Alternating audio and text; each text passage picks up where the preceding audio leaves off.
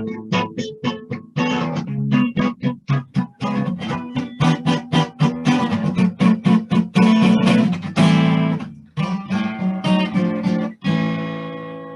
hello, hello. Welcome to Birds of Essex for June. The Muskets, or the Musketeers are back. I don't know which one it is, Matt. But I think I might be Dartford Warbler Italian or something. I don't know. I think Steve G's got to be Aramis because he missed the Wood Chat Strike last month. Isn't that, oh, yeah, very good. Isn't he? Isn't he an aftershave as well? From what I remember. Or something like that. I'm just kind of rolling with the rollers and rolling with the punches and the swords. But anyway, welcome to those of you that are watching tonight and those of you that will pick this up on catch up. It's great to be back for another month of birding news around Essex, and we're going further afield tonight. So tonight we're going to be talking about twitching with some of the big national stories. We've also holiday season, so we're going to talk about where to go for birding holidays, locally, days out, and maybe further afield. And we've got our bird of the month, and also we've got our photo competition. Matt is going to give you some details now because it's still live. You can have an effect upon the results. So how do they do that, Matt? Yeah, definitely. So basically, the way it works is if you want to vote on any of the 4 finalists, I'm just going to try and get them up to you now, although everyone may have already seen these. But all the photos this time around were of a really, really high standard, really good. So thanks to everyone who took part in the competition this month. These are the 4 finalists. So we've got this fantastic Chetty's Warbler from Glyn Evans. Sweet. Really nice picture and beautiful foliage on that one. We have a Little Owl by Nick Weston. Again, lovely pose, lovely background, lovely composition, really lovely photo. The Nightingale by John W. Apologies, I don't have a surname, unfortunately. This was, I think, submitted via Twitter, so we'll have to try and find out the surname unless anyone can let us know. But love this one because the light coming through the tail, you can really see the sort of reddish tail feathers there. And then finally, we've got Tree Creeper by Adrian Galley, who has submitted another great picture this month. I think his Kingfisher picture won last month, and another fantastic picture this month. So thank you very much to all of those entrants. Now, if you want to take part and vote, you can either do so via Twitter at EBWS Tweets. You can send an email to ebwsphotos@gmail.com. You can send a text if this horrible phone that I've got as a second phone is working, to 07930 530044. You can put your vote in the chat if you want to, and you can also vote on Facebook. Steve G, what's the Facebook? Yeah, the Essex Birdwatching Society Facebook page. You'll see the 4 pictures that have been posted there, and just comment with your choice of winner. That's great. So even if you're not on Twitter or Facebook, you can still get kind of a result in your opinion on it tonight. Matt, you're going to say? Yeah, so I can just say without giving anything away, there are 3 votes between the top 3 photos at the moment. Tight. We've had almost 60 votes so far, so we had a lot of votes, but there's a lot more people that can vote, I'm sure. So if you want to, your vote could make the difference. That's cool. We also want your feedback tonight on twitching. What do you think about it? Has your mind changed in the last year with the COVID situation where people have been more local, or even the challenge of traveling now? Has that changed your opinion or your mind on twitching, whether you do it or whether you don't? Are you a big lister? In which case, come on, let us know kind of how many birds you've actually seen. What's on your list? Nationally, we're talking UK. Do people know what twitching is? That's a good question. Yep. Steve? If you don't know what twitching is, it's where you travel to see a bird that wouldn't normally be in your kind of local areas, but we'll tell you more later. And also we've got the bird of the month as well, and Steve's going to kind of share those for you to vote on and put that in the chat and the comment and the feedback means that Matt gave you there. Yeah, so it's been June traditionally is quite a quiet month bird-wise, but when something good turns up, it's normally of good quality, and June pretty much delivered again, and we've still got a couple more days to go. So sort of northeast of the county, top birds were black-headed bunting, a nice male that was found by Darrell Style. Didn't stay very long, unfortunately, but it's a very rare bird in Essex. Long-tailed skewer. We had one, I think we had one a couple of months ago, didn't we, in the spring? And Brian Coombs, and again, Daryl Style struck gold, having a nice adult that flew straight over the nays a week or two back. And then down sort of south of the county, oh, sorry, there was also a black kite. Oh, hold on. There we go. Talk slowly and we can make this work. There we go. We have the technology. So, yeah, cracking shot of that black kite there. Seen by James Davison up at, I think it was Wicks, wasn't it, Matt? Yeah, I think it was the Wicks area, yeah. And it was kind of seen, I think two or three people saw it and then it sort of disappeared. But yeah, really, really good bird. I've not seen one myself, so I'd love to have seen that, but there you go. Not an easy bird to see in the UK, let alone Essex. So yeah, really well to get some good shots of that. Yeah, very good bird. And then sort of south of the county, Vicky Kinsman, again, did really well. If I talk nice and slowly. Oh, look, that is of this lovely male Montague's Harrier. And this was seen at Paglesham Lagoon. Yeah, lovely bird. Got that nice black bar on the edge of the secondaries there. And if I don't put that underwing shot there again, Matt. But, hold on. Let me go back. There you go. Yeah, you can see that lovely underwing pattern again on the secondaries. I think also Monties have more of a sort of pointed wing as well. You tend to only see 4 of the primary feathers at the end rather than 5 that you get with hen harrier. Yeah, much slimmer bird, much more buoyant in flight. So that's again another good bird to see in Essex. But probably, well, I don't know what we agree, but bird of the month probably Caspian tern in my books. A bird was seen on Saturday down at Beckton, Galleons Reach by Paul Davis. And then on Sunday morning, it was refound, presumably the same bird, was refound at Bowers Marsh by Paul Frampton. Unfortunately, I think Paul was the only one to see it. It flew off after about 20 minutes, which was a bit of a shame because I know one of you went to see it. Which one was it? Let's not talk about. We'll talk about that later, shall we? Exactly. Musketeer who's just fallen off his horse. Birds this month. So if you've got any, your version, what do you think? Your choice. Let us know, please. In the chat. So don't forget, if you want to get hold of us or say anything or input anything at all tonight, you can email. And the email for feedback is ebwstalks@gmail.com. So the ebwsphotos@gmail.com for the photo voting, ebwstalks@gmail.com for general comments. And you've also got the chat on YouTube as well. So if you log into YouTube using your Google account, you can chat down the side. I know people are already saying hi and I'm trying to keep up and say hi as well. So hello, everyone. And also on Facebook. So you can send a direct message as has Mrs. Swinney's just sent a direct message, our first one of the evening. Oh, I'm in trouble. So yeah, so we've got. Does it say thanks for getting rid of Steve again for an evening? I've been a naughty boy today. Yeah. Thanks for giving her some peace and quiet. So. Brilliant. Yeah. So yeah, send us a direct message on Facebook, and we'll pick that up too. That's generally what happens for a week after we have a day in the garden. Okay. It's my wife usually plants upside down and I have to turn them back the other way around, but there we go. Or maybe it's the other way around, I don't know. But anyway, let's talk local and let's talk my garden as we go to our local areas, and I'll share this little picture here. What about this for a cutie to kick off with? Have you got that? Yes. Yeah. And we're recording now. Sorry, Matt, we should have given you that prompt. That gotcha. Yep. Okay. So, kind of we have a little stream that I've built in the garden, and it's amazing kind of you put some water out in the garden, what actually comes. We've had this a pair of robins coming in regularly, and it's so busy, as you can see here, robins having to leave because starling's coming in just on the steps of the waterfall there.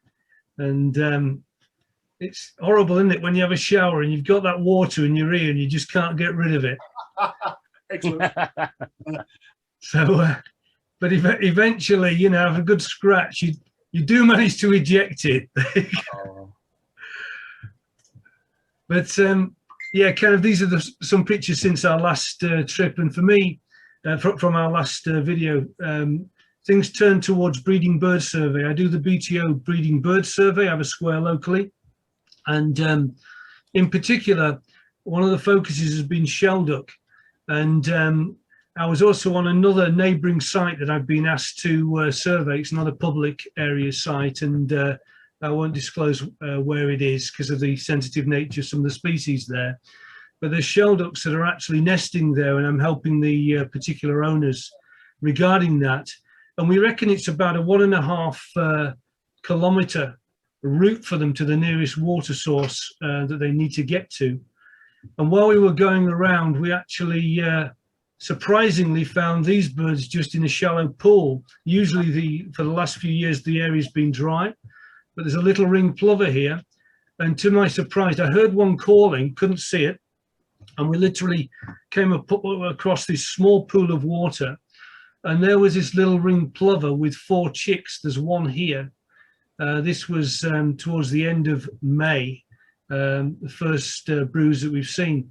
But as a result of that, and these are a very protected bird, a Schedule 1 protected bird. All birds in nesting season are protected, and you shouldn't disturb them, shouldn't kind of cut hedges and things like that and willfully disturb the nests where they may be wanting to nest, or where they're certainly on eggs or with young. And there have actually been 1 or 2 incidents in the news and around where grass has been cut and things like that across the county, and caused some issues there. Yeah, with these particular birds, they're even more protected, and it's a criminal offence. You can actually, I believe, go to jail if you disturb these particular Schedule 1 birds. So I had to get a Schedule 1 license so that I can monitor these, and I can do that. Again, they weren't disturbed when we were there because I heard the call and kept well away from the water and was able to watch them, snap a few photographs so I could inform the landowners. One of the ecologists was actually with me and witnessed it, but for their evidence and their records. And now I'm helping them monitor this particular species. But we think these have actually pretty much fledged 25 days, and they are on the wing. Well, they're more than on the wing, they're fully fledging. They're precocious from birth, from the egg, and peck around, and generally the adults just look to protect them. So then it was, we had the sun in the early part of the month, and orchids came out. Again, we're going a little bit more general wildlife. This is East Tilbury, one of the Coalhouse Fort areas. And this is a green-winged orchid, a new one to me this year. Nice. And then there's, I believe this is an early marsh orchid, although if you're an expert on orchids and I'm wrong, please correct me. But what I am informed, and again, this is just information I've had from some of the local people that oversee the site, is that there are hybrid orchids there as well. It's great. This is the seawall at East Tilbury on my local patch, and to see birds establishing territories. This real bolshy looking reed warbler sat on the seawall in his patch. He's not letting anything else get in there. He's got a female, and we saw the pair together. But these are those hybrid orchids. Look at the length of those. They're a hybrid between the early marsh and the spotted, I'm informed, where they've both actually in late seasons pollinated together, and they've crossed and hybridized. It's one of the few sites apparently where this happens. Nice to see some butterflies on the wing as well. Just a white butterfly. I think it's probably a lesser. Is that a lesser, Steve? No. It's a small white, maybe. Yeah. Small white, yeah. Yeah, small white. And then back to the garden. It's fledgling time, and this is one of the first sparrows. This was on the 1st of June, and he was on the edge of my fish pond, and it's only an inch or so round the edge, and there's stones that go right down to the water, but he's on the paving slabs trying to figure out how he can get a drink. He went all the way around, and eventually he managed it. I still haven't got a shot of a cuckoo this year, as you can see, moving swiftly on. But I did manage to capture this marsh harrier hunting, cracking male, even though it was very poor light, so the picture's not the best. Nice. But then we had the rain back, and again, it's been a kind of a very wet kind of June, hasn't it, after kind of that early, and this is a greenfinch that came in the garden, absolutely sodden. Again, I picture this of notes. If you look at the foot, it's actually diseased. It has this kind of disease of they think it's either a tick or a wound, a lesion that's become infected with a viral disease. And so this has been reported to the BTO, but we see this one from time to time. He's actually bred and brought juveniles in, but looking pretty punky in the wet. Yeah. But breeding and feeding has to go on. First blackbirds in the garden in the wet, full on chucking it down, but they're picking up bits of fat ball and things and feeding the young. But this was my star bird for the month. I think I said in a previous edition that I had a yellow wagtail that I found on my breeding birds square, and I managed to get a picture of it sat at the top of an oak singing on one of the survey days. And I've actually found 2 or 3 other nesting on this particular farm site, so that's quite encouraging locally. What a cracking bird. Yeah, lovely, that blue sky. Yeah, the first one, lovely pitch. And look how it stands out in that cornfield. It just kind of hung there, kind of over the top, standing on the corn heads. Beautiful. But then we're back. This is just last week, 23rd. And all those pink flowers there are actually orchids. Wow. Yeah, great. It is amazing down at the Coalhouse Fort site, the Triple SI. And these black-headed gulls and starlings seem to be feeding on insects over the area where the orchids are. So you don't need to go kind of wading in to see, you know, small clumps. These are primarily marsh, spotted marsh orchids. There's Elaine, just to give you some scale of how many there are. That was one end of the field here, and this is towards the other end. They're immense this year. Are they like that last year, or was it just this They year? weren't, no, they think it's because of the dry period and then the rain recently that's kind of, and the cold winter from some of the people that seem to know a little bit more. That's a pyramidal orchid. Beautiful. And there we go. So that's my local patch. Lovely. What's been happening in your areas, guys? Steve? Well, I'm sort of back at work now, so doing lots of sort of day trips now and a few tours. So yeah, I've been basically out of the county, to be honest, for the last month. I've done quite a lot of nightjar evenings up in Suffolk, and we've been pretty successful with seeing nightjars and hearing them, and plus woodlarks and redstarts, hobbies, things like that. But then also, I'll try and find some pictures if I can find. We have the technology. So yeah, I did a tour up to Yorkshire a couple of weeks back, and I've been again a bit on the twitching theme, but we had to drive past a great reed warbler in Nottingham. Oh, yeah. It was literally just off the A1, so we called in and saw that. But this picture doesn't really do it justice. But the sound of these birds are just amazing. This is a big warbler, you know, size, you know, almost song thrush size. Yeah. But yeah, just singing this really raucous song. So we started off well with that. But then, of course, have you seen one, Matt? No, to be fair, I've never seen one. I know there was one reasonably local. Sorry, I'm going to get the song of it up if I can on my app. Okay. I know there was one reasonably local last year, but it was at a time where I couldn't go and see it for obvious reasons. So yeah. I think it was only around for a day or two anyway. Hopefully this is what they sound like. I don't know if this is going to work. I actually heard it at 11:30 at night. That's it. So they're kind of, if anyone's familiar with reed warbler, I think it's a bit like that in terms of rhythm, but it's much more kind of, you know, a bit just weird to sound, isn't it? Yeah, grating. It's almost machine gunning, isn't it? Amazing. Yeah, really good bird. And then we spent most of the time up around sort of, you know, Filey, Spurn, Bempton Cliffs, Flamborough. Something we're not used to seeing in Essex, lots of tree sparrows. They're absolutely everywhere. And this was taken at Bempton Cliffs, where they're just like, they're just one of the most numerous passerines. And they often afford very good views. So we saw lots of those. And of course, everyone loves a puffin. Okay. So we spent a lot of time. We spent the whole day at Bempton just taking in the sights and sounds and the smells. of a seabird colony, and we're not used to that obviously in Essex. That's a lovely picture, really good. Yeah, spent a lot of time just looking at puffins, puffin with a razor bill here, which is always nice. And just I took thousands of photos, but just just lots of shots of gannets. This one's coming in with a big mouthful of nesting material, and you just get the light is just so nice. Fantastic. Apologies if you can hear me. Oh, there's a wood pigeon that's walking on our roof above our heads. Noisy thing. And then peregrine. Nice. Yeah. Caused havoc along the cliff tops.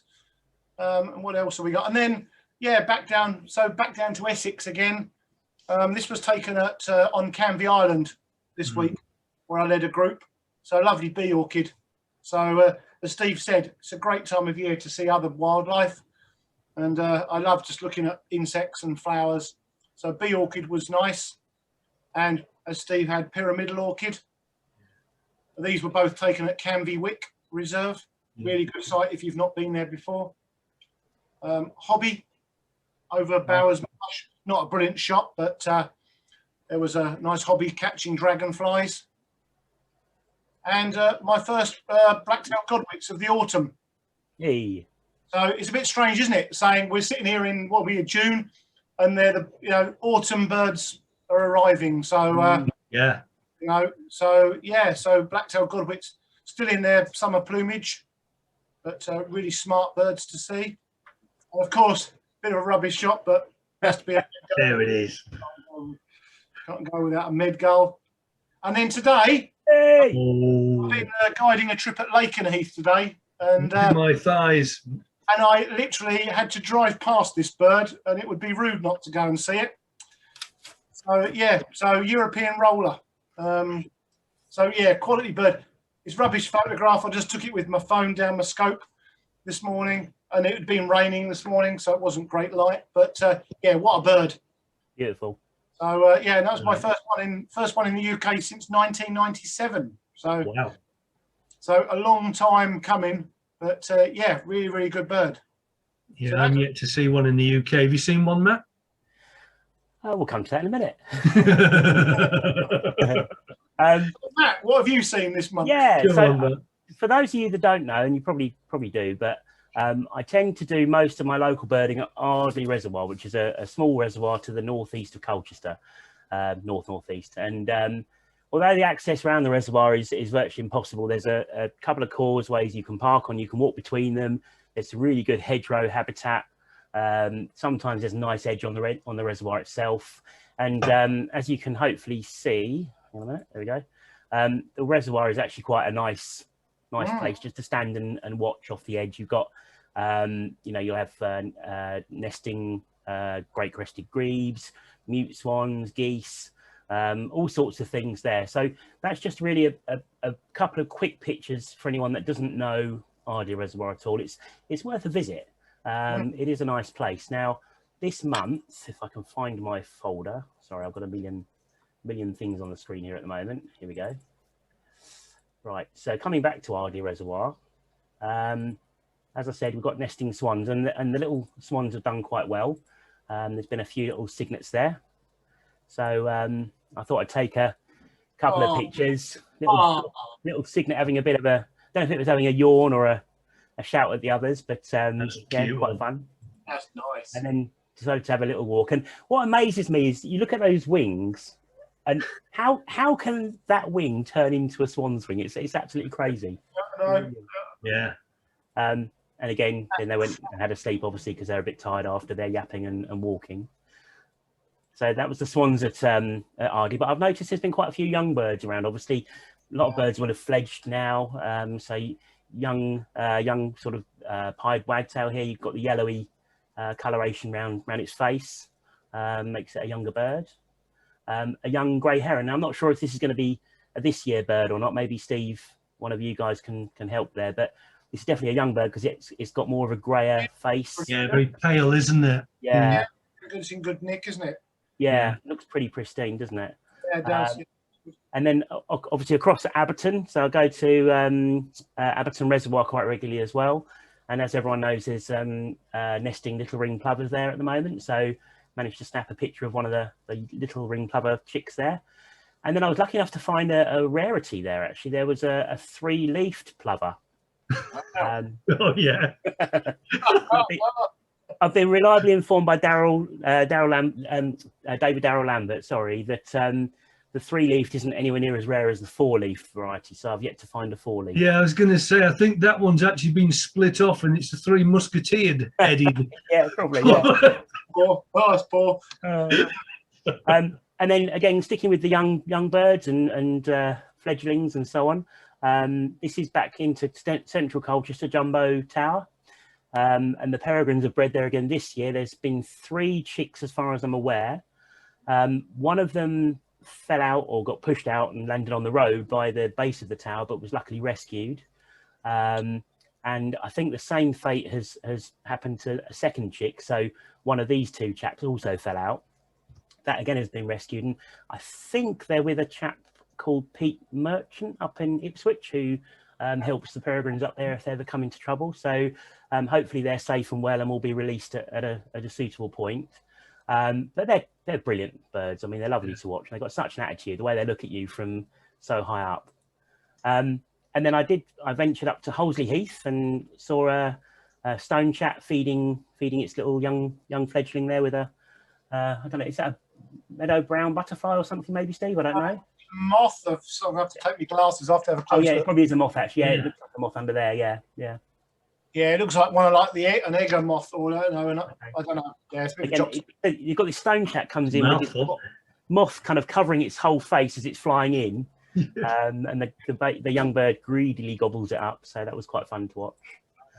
And again, sticking with the nesting side of things, this was in Lower Castle Park. There's a large pond there which is full of mallards and gulls and things, and I saw this coot, but I mean, really, how extreme is that? You know, this is it's either doing it as a dare or it's the ultimate form of protection, but it's made its nest underneath this branch, so I don't quite know how it's done that.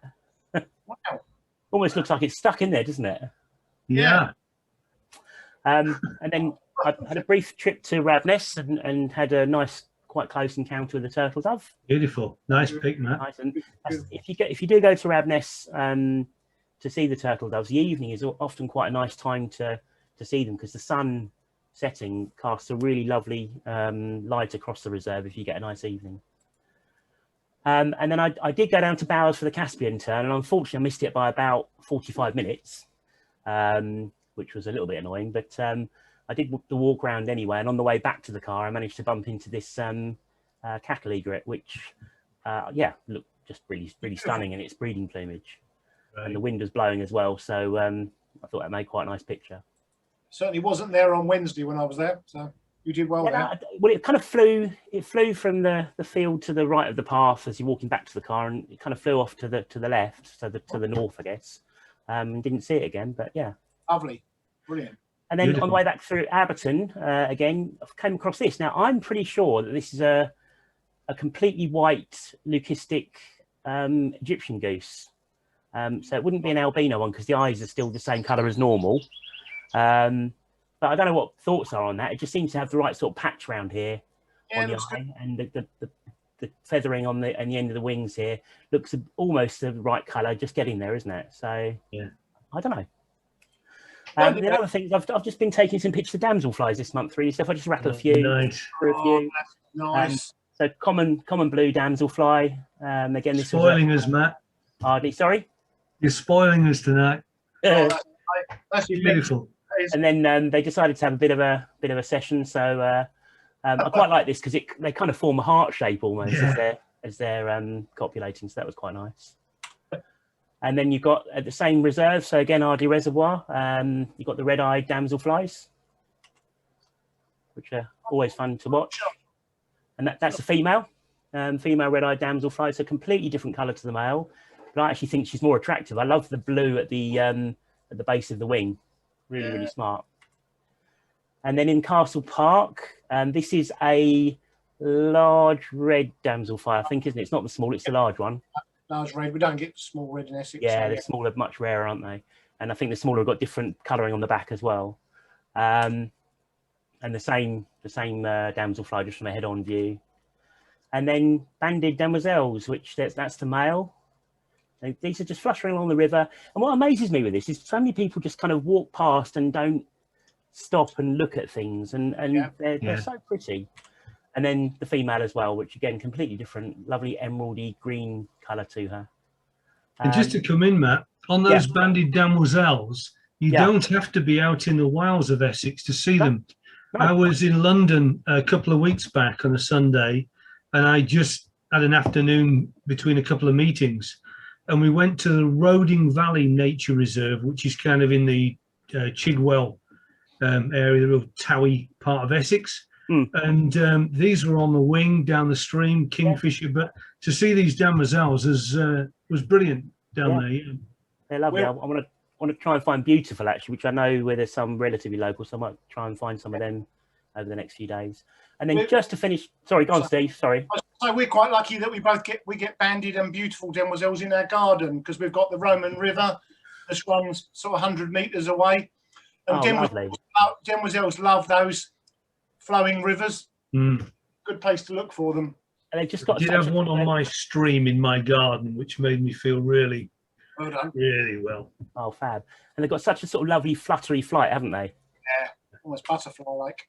And then just to finish with, I was at work the other day, and my phone kind of went off and said there was a roller at Lackford, and I work in Ipswich, so I thought it'd be rude not to try and go and have a look, because I've never seen one before. I was a little bit worried whether I'd be able to find it, but when I got there, there was about 30 or 40 cars all along a mile or two stretch of road, and the roller was sitting on the telegraph wires and happily just doing its thing.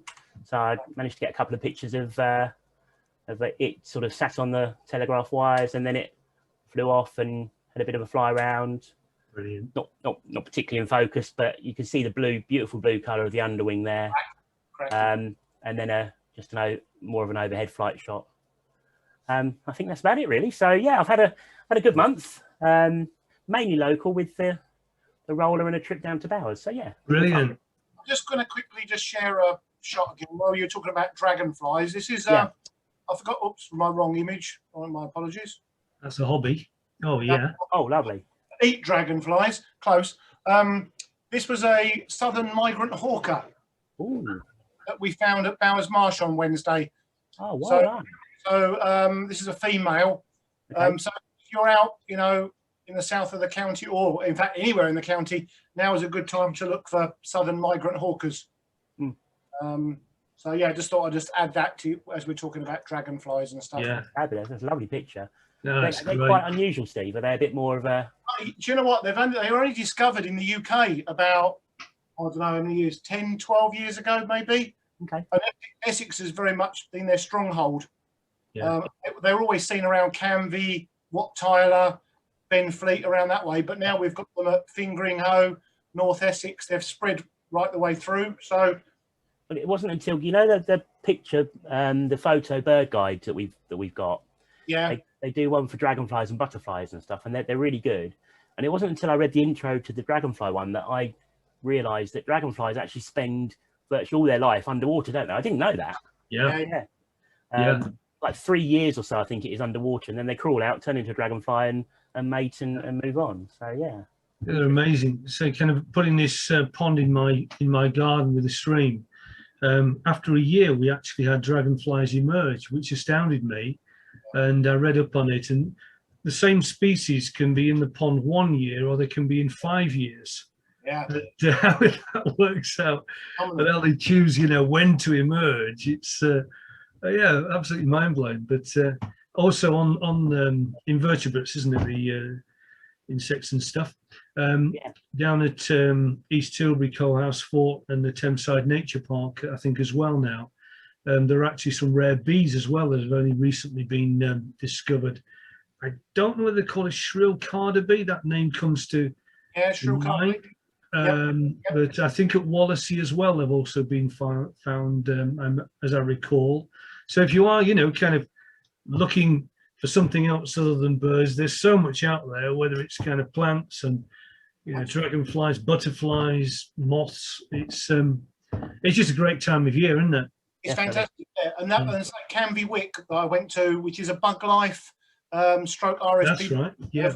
They've got shrill carder and brown banded carder, which are very scarce bumblebees, and the Thames corridor is a really good place to see them. Oh, So, if you want to go and see them, head to South Essex. Got some feedback on here. So various people have been saying hello. So hi to everyone. I think I've replied to as many people as I can. Mel said, oi, rude Steve, Towie part of Essex. Brentwood isn't Chidwell, but Towie, Roding Valley, a great reserve. So I thought anything south of Council was Towie, to be fair. So I don't know. I'm guessing the Roding might kind of go, I don't go staple for that, but it's on that side of Brentwood. I was definitely on the other side, Mel. I was definitely in Towie land. Could tell by all the open top cars, but we'll come to that later. Well, Jeff Gooding said he's with Mel as well. He was on the Road Valley Nature Reserve today. It's his local patch. So to be fair, I've not been down there, so it sounds like it's worth a visit. Literally runs straight into London. We were on the edge of the Olympic Park at Stratford area at one point. We've had an email from Michael and Ben Rumsby as well. So it says, hello from the Rumsbys. Ben and I have been doing green birding within 5 miles of the house instead of travelling this year. The rules are you have to be walking or on your bikes, but not in a vehicle. They've got some good species, found some new areas they didn't know about previously, and their green list is currently on 149 species for the year. Wow. I don't know if that's tops me around about 120. That's pretty well. If that's just birds, that's incredible. But if that's that would be just birds on the green list, walking, cycling. And you said usually gets a few days birding when on holiday, but tend not to twitch unless nearby. And he's made a good point, actually. He thinks it's not too good for the environment if he keeps driving everywhere. And also you get to know how the birds tend to behave by being local. So, I mean, you can rush around the country looking for stuff, which we're going to discuss later, but staying local and watching the common birds and how they behave is really good, Any other news on local patches and feedback of species before we dive into the twitching thing? I've just got a message from Sass Parker who said he's enjoying the show. He said, good quality, just like a Woolworths tea towel. Didn't they go bust a few years ago? That's brilliant. Obviously, Woolworths tea towels were good quality. So, brilliant. That's great. I think that's quote of the night so far. Thanks for that. So it's interesting what Ben and Rumsby's said there about twitching. I don't know kind of where we're at, because I've got a friend, Adrian Webb, and I don't know whether he's watching tonight because he said he's got a big Twitch tomorrow on. But he was one of very few who managed to see this during the month. Have you got that little warbler there? Yeah. And that is a sulphur-breasted warbler, which is a first for the UK. It's very rare, isn't it, Steve, really, these days, you get first. I think there's 650-ish, is it, species on the British list, certainly into the 600s. Yeah, probably something like that. Yeah, last time I looked. And we have a number of people in Essex who've seen quite a lot of birds in the 500s. And and so kind of when people go for these lists, it's kind of twitching, and Adrian's very much like that. But Adrian also had something called a big year.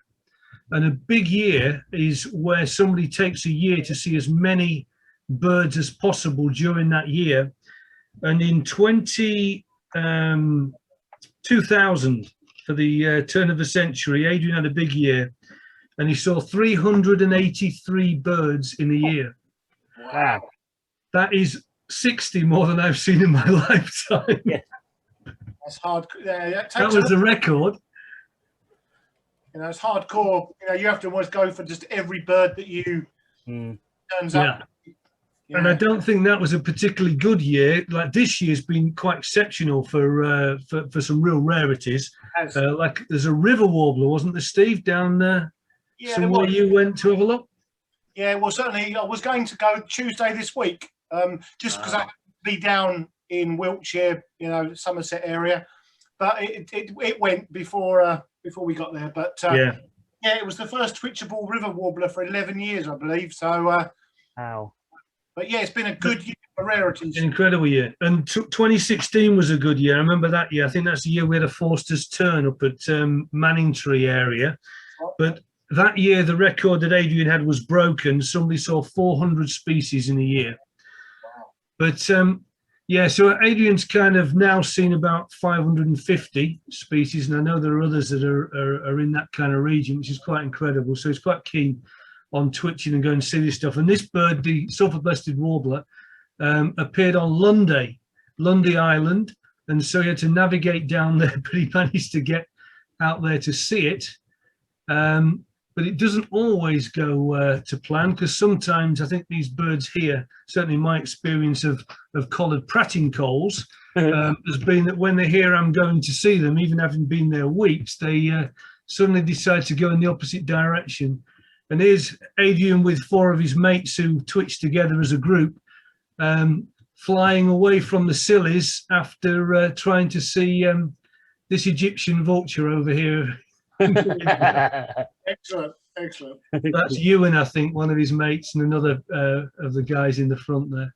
You've got to try and persuade him that that's a real picture. That would be great. Yeah. But no, where do you stand, Matt, Steve, on twitching? Sure. Where do you want to go? Do you want to go first, Matt, or shall I have a go? Well, I'm kind of trying to add up the votes for the... Oh, you've got the competition. Come on, Steve. Does the roller count as a twitch, Steve? Yeah, absolutely. Yeah, because I mean, okay, I was going to Lakenheath today and I was driving past it, but I still made the effort to go and see it. So I suppose, yeah, technically it is a twitch.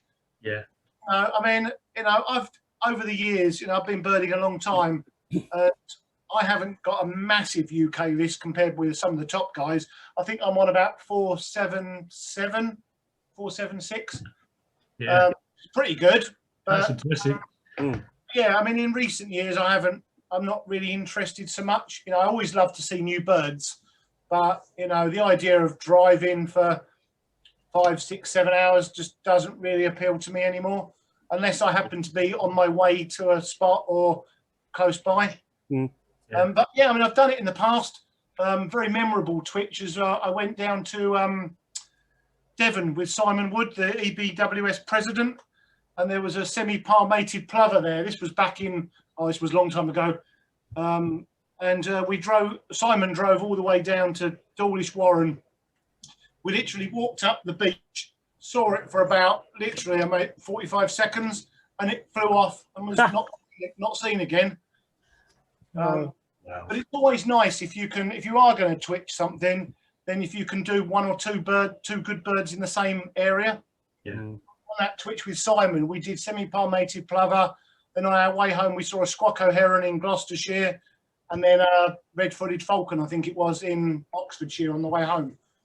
So, but like Ben said earlier, it's not great environmental thing chasing around all over the country. Yeah. So yeah, I'm a bit mixed with it all at the moment. Yeah, I mean, I've been birding less than, for less time than either of you guys. And I think my UK list is on around about 270-ish. So it's not massive at all. But that's really been done in Essex, Suffolk and Norfolk. I've only been outside of the East Anglian counties. I think I've birded a couple of times in Kent. I've been up to Frampton a couple of times. I did go, I mean, the only sort of long distance for me anyway, twitch that I've done, which isn't really that long distance, was for this cracker, which that's the best picture I got on the day. I knew you were going to show that. Yeah, okay. Yeah. So at least I saw it. I didn't see it particularly close, but I did see the Lamagara or bearded vulture last year. That was up in Derbyshire. I thought there was another Medgull there. Yeah, it might well have been, yeah. At least you saw it. I didn't bother. So, yeah, I regret that now. Yeah, but you say that. I mean, I could have waited a couple of days and it would have come, because it came through Cambridgeshire, didn't it? I think in the end, went and sat on a road in Cambridgeshire. But I mean, I'll go for things. So I went for the Caspian tern up at Frampton. I went for the American bittern up at Colton Marshes. Do you remember that, Steve? I do remember that very well. Yeah. That was like an all day.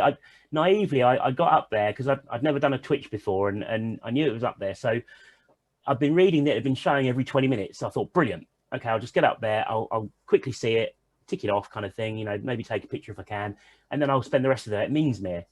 Yeah. So I parked up first thing I didn't realise was it was like about a 2.5 mile walk to get there.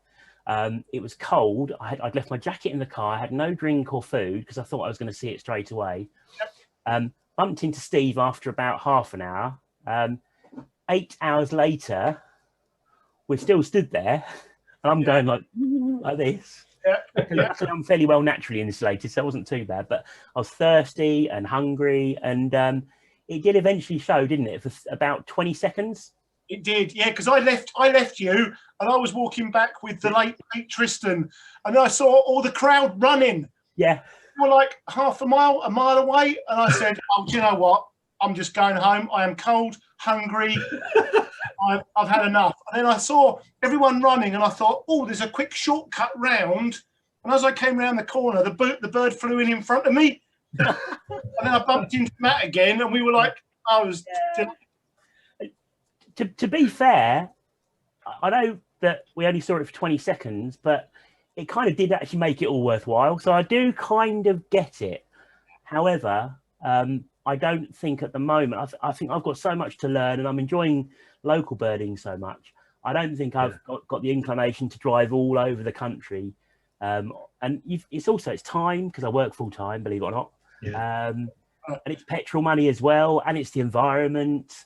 And you're not guaranteed you're going to see the thing. So you could spend the whole day driving there and back and not see the bird you wanted to see, whereas you could have stayed local and seen something different. Although I am hoping to go to Benton at some point, because that at least you're guaranteed a good day. To see seabirds. I spent about half an hour taking pictures of tree sparrows outside the visitor centre. And I was doing it like this, all excitedly, and somebody came up and he said, "What have you got?"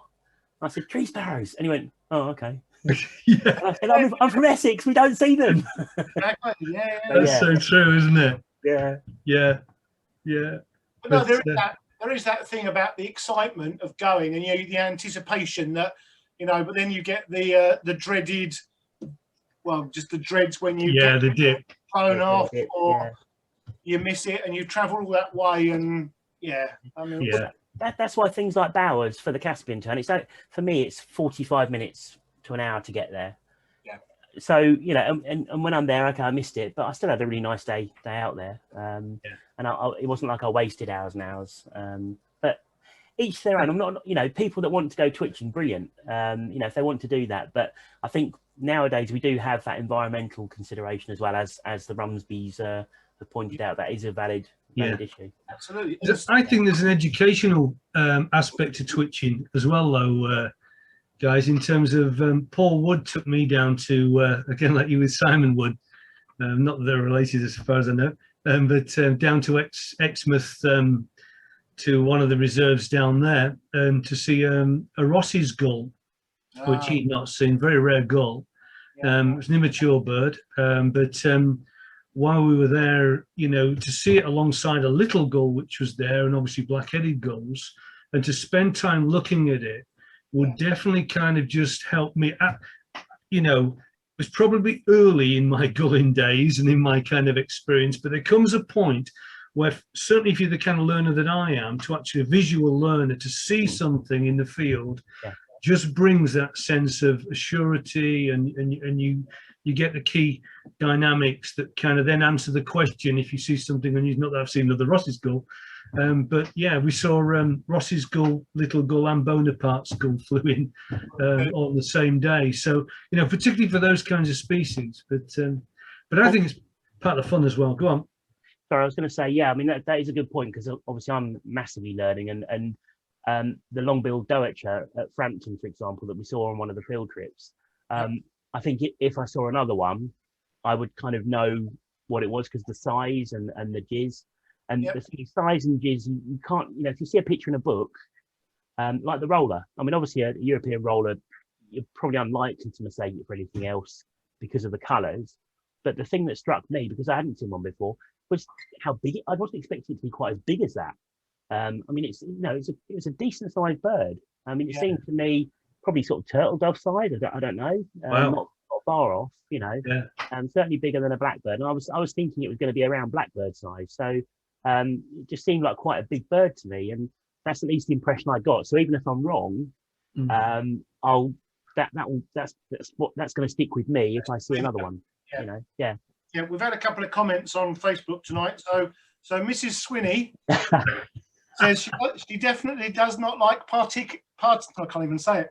She doesn't like partaking in a twitch, apparently. I'll remember that when you go off twitching something. Thanks for that. Yeah.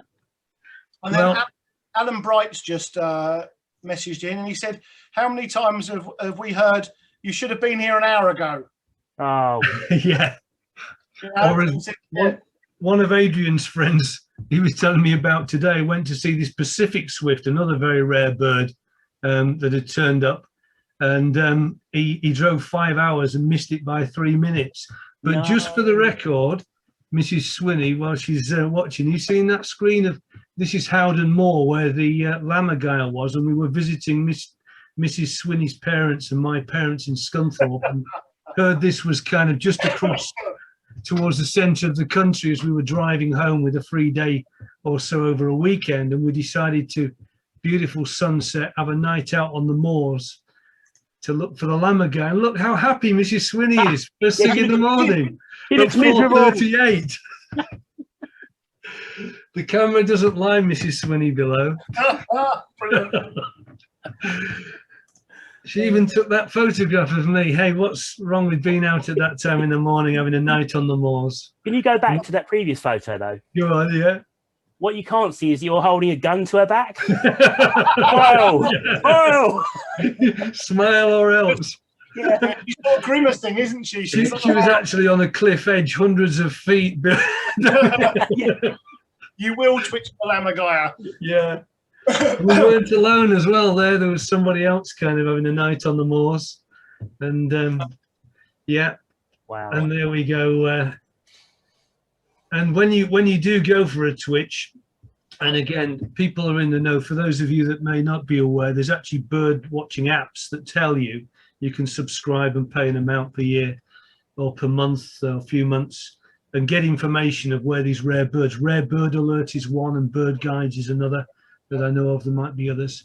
And so there's a gathering of there's probably 100 plus people at that 6 o'clock in the morning, having walked about 2-3 hours across the moor to this particular escarpment.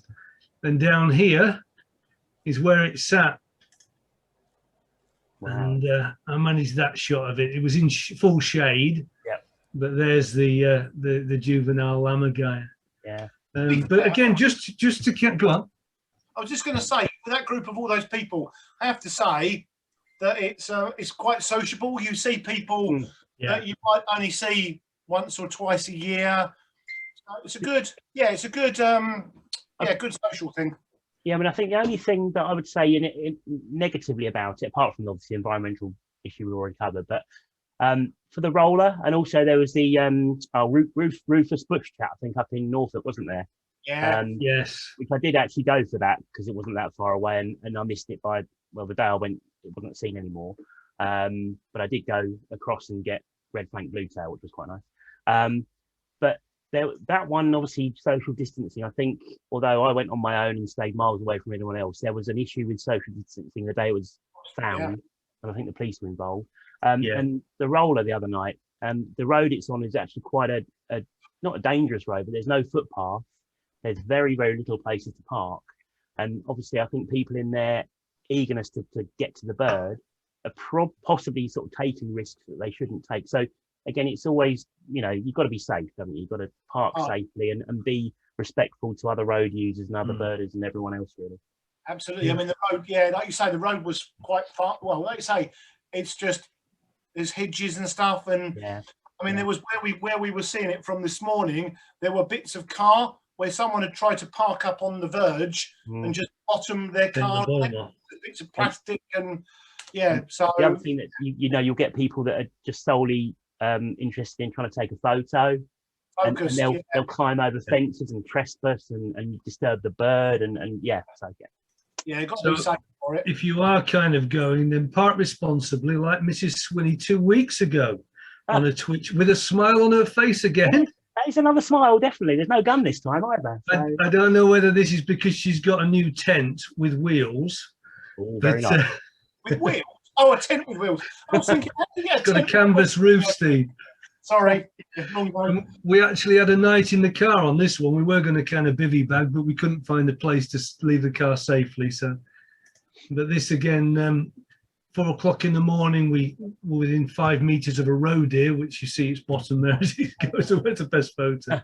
But there's my shot of the great reed warbler at best. Again, literally on our route. So for me, kind of, if I'm passing a place, I'll go to about 50 miles from home, or I did, I'm probably less so now, but about 50 miles from home for a twitch.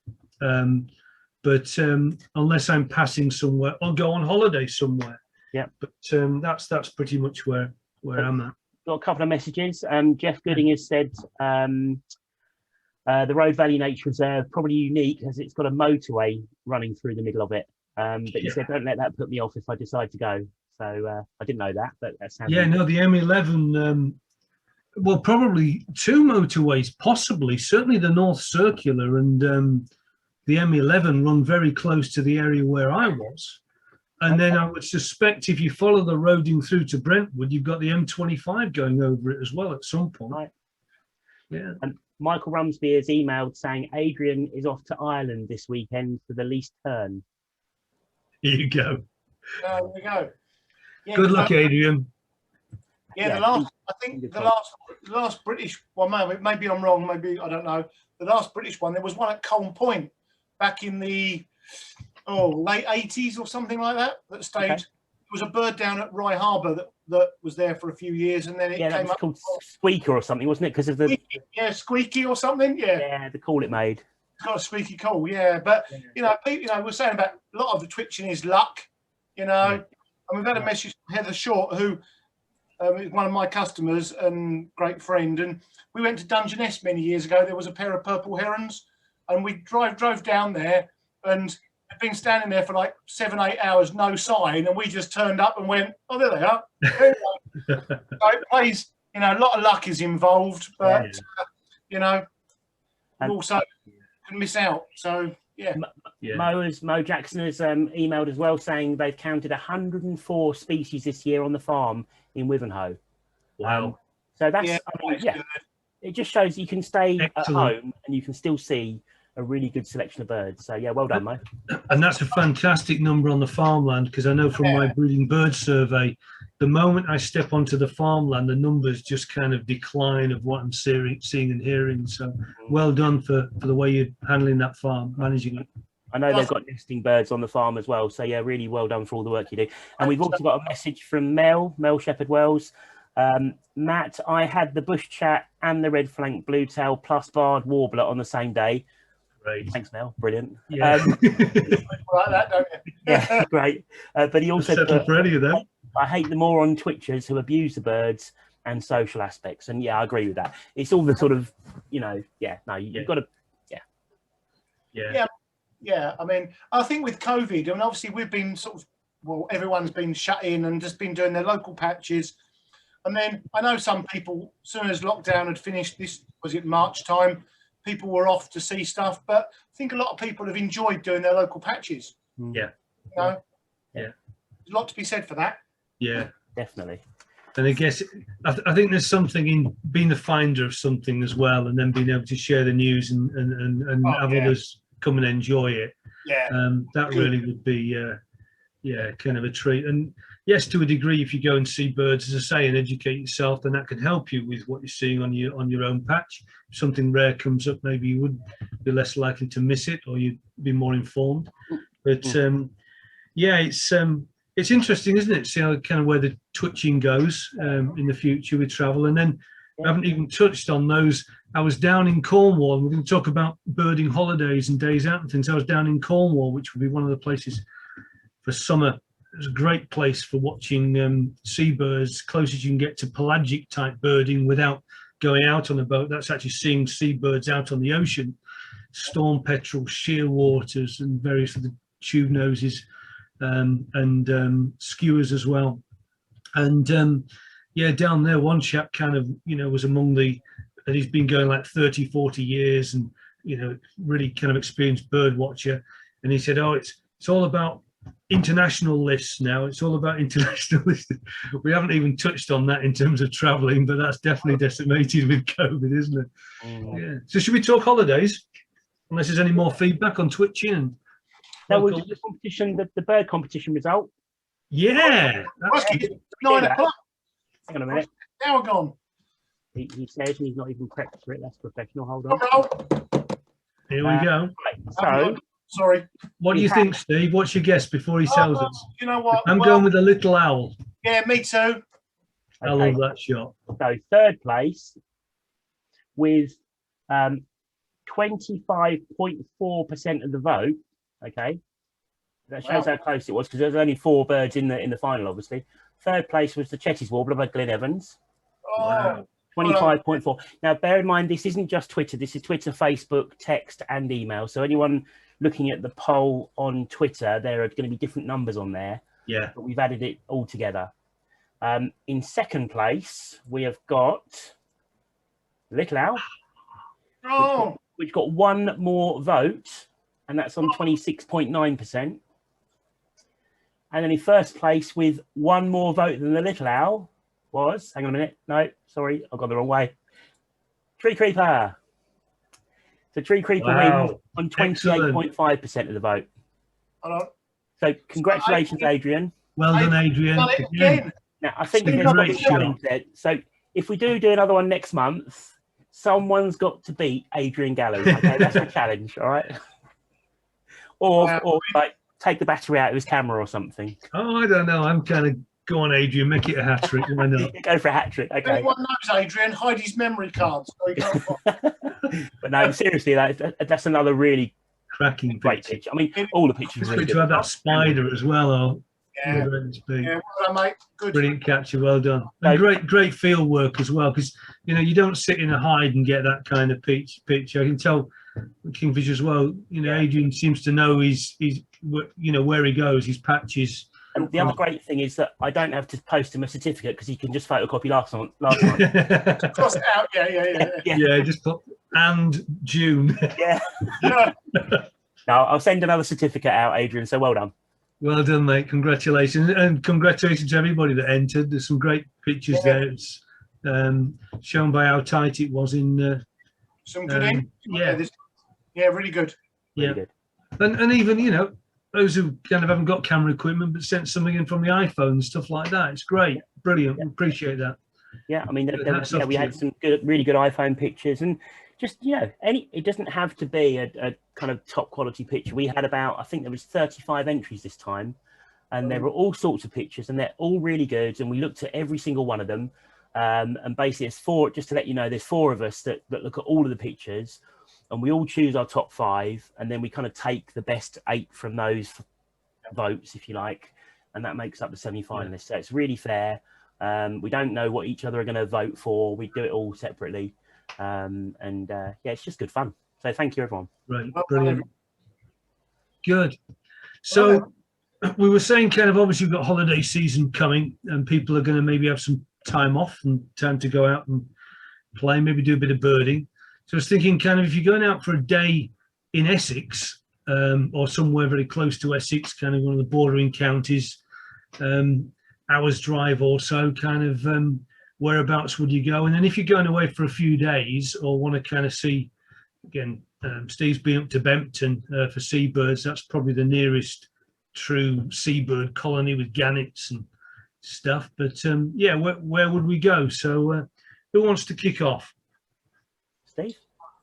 Who, me? Oh, yeah. Well, to be fair, I mean, obviously locally, you can't, for me personally, I don't think you can beat, I love going to Abberton, Old Hall Marshes. They're my favourites. But yeah, I mean, I love just sort of local, when I say local, within East Anglia. I mean, although I've been there today, but Lake and Heath RSPB Reserve takes some beating. It's a great year-round reserve. Obviously, this time of year, you've got common cranes. There's currently at least 1 pair that have got a chick there at the moment. And it's a great place. If you want to see hobbies, it's the place. I mean, I was back there with a group in the spring, and we had 63 birds in the air at once or something like that. So, yeah, really good place. And it's typical reed bed site, so lots of bearded tits, Shetty's warblers everywhere. Brilliant place to see bitterns. I mean, we had some really good views of bitterns today. Nice. And, you know, kingfisher, marsh harriers, lots of dragonflies, if you're into dragonflies. What else? Oh, yeah, it's just a great all-round reserve. Nice little visitor centre, so you can get a hot drink, ice cream. So that's always good. And then another place which is quite nearby is the Brecks. Again, really good all-year-round place.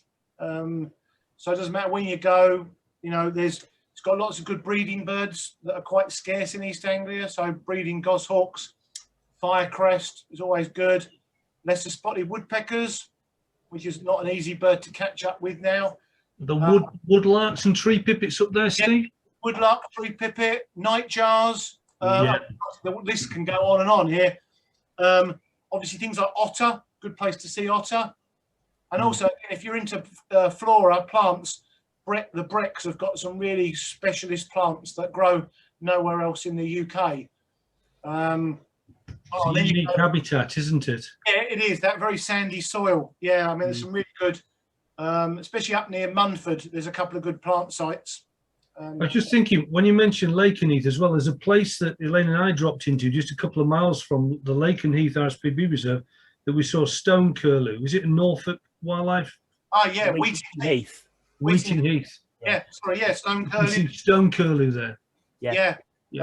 Great place for spotted flycatcher. And there's red kites all over the place now. And yeah, so they're two good areas. Well, actually, I suppose they're almost one big area because they borders the Brecks. So that's pretty much my choice locally.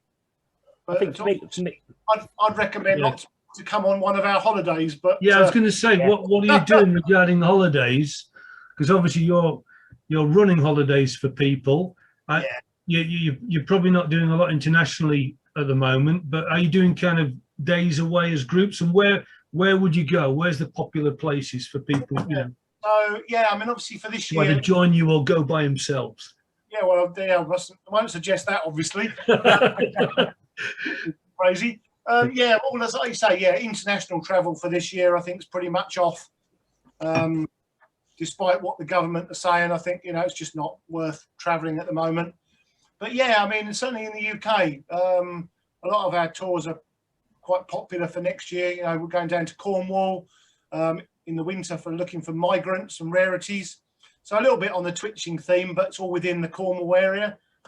What else? I mean, we do a lot of tours looking at flowers but where would I go? I mean, Scotland's always one of my favourites. Yeah. The Isle of Mull in the spring is pretty unbeatable. Again, you've got the seabirds, raptors. If you love eagles and harriers and stuff, owls, great place to go. So quick plug, if anyone wants to check out our website. Have you got any more trips up north to Bempton or anything like that this year, or have you finished now? No, I'm down at I'm going down to the New Forest next weekend. Right, yeah. Looking at orchids and dragonflies and some birds, honey buzzards and stuff. Yeah, honey buzzard down there, isn't it? Yeah. And of course we looked for it. Well, a couple of us had views of honey buzzard up in Yorkshire the other week. Which was good. I mean, I say we're very spoilt in Britain. We've got some great areas to go. So where do you fancy going then, Matt or Steve? Go on, Matt. There you go. Just a quick plug for Steve's website. He's got a nice new website. If anyone wants to go on there, swallow birding. Thank you, Matt. Everyone's smiling there. No guns. Have you got shares, Matt? And he's got all his stuff on here, all the tours and day trips and things. Everything's on there. So. Thank you, Matt, for a very nice plug. That was really good. One thing I would say about going for a day with Steve, I mean, I do like to do, birding on my own and with other people. And I feel that birding on my own, I try and learn as much as I can, and I can spend time. If I want to spend like 20 minutes listening to a bird singing to try and work out what it is, I'm not pressurized by anyone else being there. But I will say that even after doing it for 4 or 5 years, if I spend a day with Steve, I'll always end up coming back having heard or seen one or two things that I wouldn't have done had he not been there. So he's really good at picking stuff out, even things like grasshopper warblers that I can't hear, despite standing there for ages doing this and being really annoyed I couldn't hear it. But yeah, no, he's really good at picking stuff out. So if you get a chance to spend a day with Steve, go on his website. It's well worth it. It's really good fun. For me, if I'm going to sort of head out the county, I tend to head north, although there are some nice sites in the county down towards the south. You've got obviously Bowers Marsh, Rainham Marshes. I like both those places. But I tend to head up into Suffolk. So the Suffolk coast's amazing. You've got Hollesley Heath, which isn't far from Ipswich. That's a really good area for some heathland birds without having to travel too far. But a bit further up the coast, obviously, we have Minsmere. And although I haven't been this year, hopefully everyone watching will have been to Minsmere at least once. And it's if you haven't, you've got to go. Just a series of scrapes, woodland trails, reed beds, sea watching. I mean, it's got virtually all types of habitat on the one site. It's absolutely incredible. And you can see birds such as obviously bittern, avocet that it's so famous for, because I think that's the place that avocet really got a strong hold back in the country again at Minsmere. Med gulls breed up there now. You get stone curlew breeding there. Bearded tits, hobbies, Dartford warbler, kittiwakes, marsh harriers. So loads of fantastic species and habitat at Minsmere. And then I do like going up to Norfolk occasionally as well. So try and get up there sort of 3 or 4 times a year if I can. Again, haven't been obviously much over the last 15 months, but I might go over the next few days if I get a chance. And Titchwell is one of my favourite places up there because it's not a huge site to get round. So it's quite easy to bird it, if you like. There's kind of a path up here and a path along there, and that's pretty much it, really, hide at the end. But there's some brilliant scrapes, which you get really good close views of wading birds, things like ruff in breeding plumage. If I can find the picture while I'm yabbering, I had a really lovely ruff the last time I was up there. And you'll also get spotted redshank. I think they've had their first spotted redshank back the last couple of days. You get marsh harriers up there as well. Again, last time I did go up there, I think I had a dozen marsh harriers in the evening, which was lovely watching them all flying around. Turtle doves, little ring plovers, bitterns again. You get all the waders in the winter. And then, of course, that's the ruff I was going to say about, really nice breeding plumage at Titchwell. And then, of course, you can do some sea watching at Titchwell as well. You can kind of walk north straight onto the coast, onto the beach there, and you'll get, depending on the time of the year, you may get divers, scoter, fulmar, kittiwakes, terns, little terns, and of course, North Norfolk coast and Minsmere as well, to be fair. You're likely to get migrants and vagrants dropping in if you're lucky. So anything could turn up. You've had the 9 bee-eaters up in Yarmouth recently. I think they were seen over the, was it Holt direction? That sort of direction they disappeared? Yeah, Norfolk, yeah, seen flying over. Norfolk is renowned for all sorts of things popping up all over the place, and it's always worth a look up there. And there's lots of good sites up at Norfolk. You've obviously got it's Snettisham, isn't it, for the knot at the winter, and Holcombe Hall, and there's all sorts of places up there. They're really, really good places. Cly, so yeah, lovely places to go. Cool, thanks, Matt. Yeah, I was going to kind of just prompt people, maybe give them and if they kind of haven't got a car and need to go by public transport, then the C2C line from Fenchurch Street, if you're on that kind of down the south where I live, near East Tilbury Station, is really good. You've obviously got Rainham on there, which has got a great community. Probably takes you a couple of hours to walk around the big loop around there, but you don't have to do that. There's some great hides and views, even from the visitor centre. You've got the facility. If you like a little bit of luxury with your birding, then you don't want to go too remote. Then Rainham's very comfortable, some nice seats and stuff like that. And you've got Howard Vaughan there, one of our friends, who will definitely be helping you out, as well as the other RSPB staff. It's always staff there. That's a kind of, I think it's a 9 till 5. Check the times yourself, but it's not open outside of those hours. Coming further across from East Tilbury, you can walk down to Coalhouse Fort and those areas, but you're talking about a mile or so walk. But if you're into walking, then this area is good for you. Similarly, Pitsea There's Wat Tyler Country Park down there, which is literally a stone's throw from the station, probably about 3/4 of a mile, half mile, all the way to the end of the marina. But there's hides half that distance. I don't know whether they're open yet with the COVID, but there's certainly good birding areas there of scrub. And you've got Vange Marsh, which is very near for wetlands. And there's always good returning waders on there, you know, in the next month or so. Again, like Matt said, you'll have rough, spotted redshank, and some of the waders that prefer fresh water down there, as well as marsh harriers you often see. South Benfleet takes you further down the Thames estuary, and that's a great area. Not really kind of bird watched a lot of that, because there's not kind of one particular area, but there's an expanse there around Hadley of a kind of a mix of woodland and marshes for waders. Two Tree Island at Leon Sea. And then the other place worth a look, if you're not on the kind of southern, because all these kind of trail lines run out from London kind of like a spider's web, and so it's difficult to cross from one to the other if you're further out of London. But if you can get onto, I think it's probably on the Brentwood line, but you need to check it. North Fambridge is your station to get to Blue House Farm. That's an Essex Wildlife Trust site, and that's certainly worth a look this time of year for hobbies and breeding gulls. Probably get some breeding waders there as well at this time of year. Oyster catchers, probably a few plovers around, little ring plovers.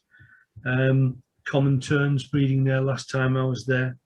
If I'm going further afield, for me, I've already said kind of I love the Pembrokeshire coast and Cornwall down towards the end of August, and I'm hoping to spend a week on Skocum Island. The puffins will have all gone, that it's famous for, but the Manx shearwaters, storm petrels breed on there.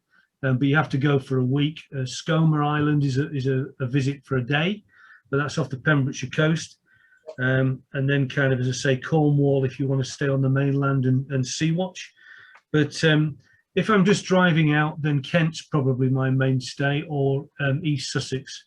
And I'd recommend Rye Harbour and Dungeness, particularly Rye Harbour is great for sandwich terns, Mediterranean gulls, black-headed gulls, all breeding. Yeah, that's a really good site down there, but it's a drive down over the bridge and down into Kent, probably about hour and a half's drive, hour 3/4 down to there, on the same to Dungeness. Cool. Good. A message from Mel saying Spurn for longer trips. Yeah. Local day or marshes in Kent and ooze washes at Cambridgeshire. Yeah, cool. I don't want to talk about Spurn because when I went to Benton a couple of years ago, I only decided to go to Benton literally about 10 o'clock the night before. I was humming and ahhing, and so 10 o'clock the night before I thought I'm going to go. So went straight to bed, got up at kind of 4:30, left at 5, got there about, I think, 10ish roughly. Spent the day walking around Benton, and then I kind of fancied sort of staying up there, but I've not made any plans or anything. So I thought, well, I want to do something else. So I'll pop into Spurn on the way back home. Pop in. Yeah. You pop in. I looked on the map. I thought it's not far away. That'll be okay. So it's like a 45-minute drive down this 30-mile-an-hour road to get there, I think. And when I got there, I thought, oh my goodness, it's just one long spit that goes for absolutely miles. So I thought, 7 miles. Yeah, I'm not going to do this. So I then had the great idea of going and finding an Indian restaurant and having a chicken vindaloo. And a night in all. Yeah, and then sleeping in my little smart car, kind of like this, with no blanket, nothing at all, on the side of the road somewhere. I couldn't even tell you where I was. So I got about 2 hours sleep, I think, in the end. There were like owls and foxes and goodness knows what making noises at me. But then I did spend a few hours the next day, and I walked all the way down to the end by the lighthouse cottages. Yep. Yeah, I mean, it was really good place. Grasshopper, warbler, peregrine falcons, lots of waders and bits and pieces, and yeah, just a really great place. So well worth a day out, but probably do it in a more organised manner than I did, I'd reckon. Yeah. So Pete Dwyer's just messaged in, who's our membership secretary. Yeah. He said, of course, a lot of those places we've mentioned, like in East Anglia, South East, are all places we go to on our coach trips. Yeah. So I was gonna mention that in terms of we've talked about kind of going to visit places and birding as a community. Is it September? We're looking to start the day trips. September, the sort of drive yourself trips. Yeah. This is COVID. What's the word? Based on restrictions and whatever. Yeah. At that time. But and hopefully, fingers crossed, January, the start of the coach trips. And around about the same time, we've got our AGM at the end of September for the Society, which will also be a talk. And so if you're not already a member, why not join? You'll find out all the information. There's a birding journal, one of our twice-a-year journals that'll be out shortly with information. And it'll cost £16 a year for an adult to join. £4, there's the journal. And Steve's holding there. Yep. So why not join and become part of our community? And you'll find the details on the website. You just kind of join, renew membership at the top right, and that'll take you through. You can do it all online. Pete Dwyer, who's just messaged in, will get in touch with you. He'll get the information from you and process that. And again, there's a lot more than just kind of becoming a member. Pete certainly knows a lot of people and can connect you up potentially with sites in your own area or even other birders that might kind of connect with you. And so great value, and it's great to be part of the society, really. So go ahead and do that. And I think for new birders as well, what I found 4 years or so ago when I joined is everyone's really friendly. B, you learn an awful lot, just really by kind of keeping quiet to start with and watching and listening and learning. But also for me, I ended up visiting places that I didn't know. And if I'm honest, I probably wouldn't have gone there myself. Yeah. And then there's been, a handful of those places I've revisited myself later on. So for example, Snettisham, Titchwell, Frampton, or Marshes, these are all places I've never been to. And whether I'd have had the inclination, the bravery, or the nous, or whatever it is to go there myself, or whether I'd have just stayed local and done the sites that I know, I don't know. But the coach trips are always good fun. There's always a lot of banter. You always stop for a really good breakfast on the way somewhere, which is fun as well. And I can't wait for them to come back. I'm really looking forward to them next year. They're going to be good. Yeah. Cool. So, we've had a message from Alan Bright. Now we'll probably talk about this a bit later, but he said that Rainham has the best cake and coffee any reserve in the UK, in his opinion. Yeah, I think I'd probably agree with that one. The bread pudding. What was his? I'm quite happy if the EBWS fund my travel costs. I will visit every site around the country. So yes, we could almost do for a future thing is the best cakes on the reserve. Oh dear. Yeah, absolutely. So we've had message comes through from Annette. Great video, thanks guys. Oh, thanks Annette. Hi. Hi, Annette. Yeah. I mean, she hasn't fallen asleep then, which was. And Mel again, he said Spurn Migfest is a fantastic weekend. He's been twice. That's the second weekend of September, I believe. Yep. And that really is good. If you can go 3 or 4 days, because the BTO are up there and lots of birders. So in the community, you get to hear about stuff. And I think the actual booking is full, because I looked the other week. I think it's fully booked, but that doesn't mean to say you can't actually go up and book something off site and kind of be around while the birding's happening. Yeah. So during that time, as we got some news in terms of August, we're not going to kind of have a live program in August. Oh, I can hear the groans from all around the county. I don't know, but they go good. Sorry, was that cheers from Elaine and Annette and Richard? As long as no one's snoring, that's okay. I don't mind. Yeah. We're going to July, aren't we? But we're going with July. Yep. But we won't be doing August. Someone kind of reminds me of the date for July. But what I was going to say was obviously, everything's kind of really about breeding birds at the moment and some of these rarities that are popping up, but that will certainly potentially increase in terms of as we come into the later part of the year, late August, September, and into October. End of September, we'll have our big county bird watch, we hope, obviously in some form or measure. We're even hoping we'll continue to be unlocked and maybe kind of be able to kind of spread our wings a little bit. But yeah, so some of these kind of sites that we've mentioned, Norfolk, Spurn, Minsmere, Suffolk as well, come into their own in those particular times. So again, if you are booking something later on, you might want to look at that. You might want to look at the tides. Snettisham has this Wader Spectacular. Matt was talking about Norfolk, where in the morning tide at sunrise, about 6:30, the waders are all kind of washed or lifted off the exposed mud as the tide comes in, and you literally see 20,000 knots and waders increasing through the autumn in numbers, all kind of, you know, murmurating around you as they all pile onto gravel pits slightly inland of the estuary to roost and then head back. So these are the kind of, you know, some of the birding highlights for us that are coming up that you might want to kind of look into. The RSPB at Snettisham give you all those details, and then later on for the pink-footed geese as well. But yeah, so we've got exciting times ahead. Next month we are, is it the 24th? 23rd. Yeah.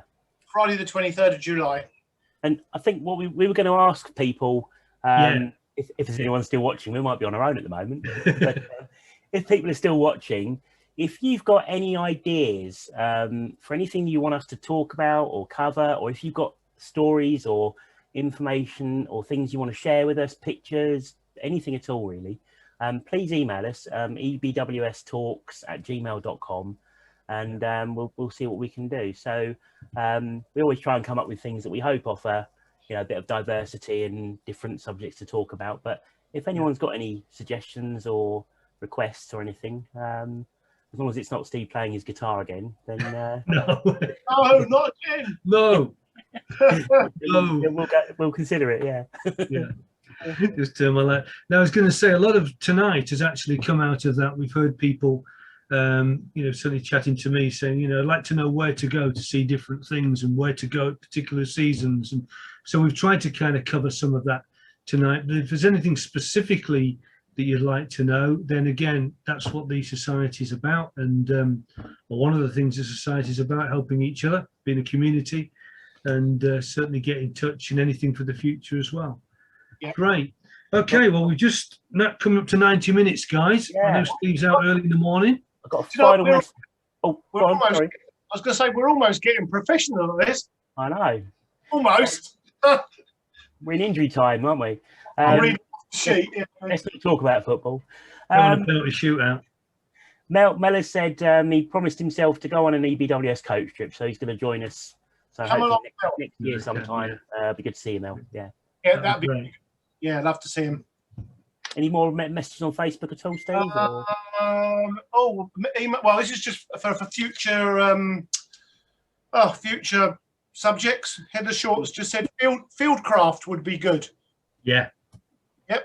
We'll note that one down. Yeah. Yep. I say I received some nice feedback from Yvonne Jepson, which I forwarded to the other guys tonight for future subjects. So thanks, Yvonne, for that. Lovely. Much appreciated. Yeah. But no, nothing else from me, I don't think. Yeah, I think we're there, aren't we? So yeah, we've got the 23rd of July, and the AGM is on the 3rd of September, I think, isn't it? With the first of the indoor meetings at the Quaker Meeting House in Chelmsford, the usual place. Yep, so fingers crossed, we'll all be able to see each other there, hopefully. Yeah. That'll be good. Yeah. Good. Well, thanks for watching tonight, and thanks for catching up, those of you that didn't make it live, and hope to see you out in the field over the summer, but say bye-bye for now. Yep, take care, everyone. Good birding. See you soon. Bye. Bye. See you later. Bye-bye.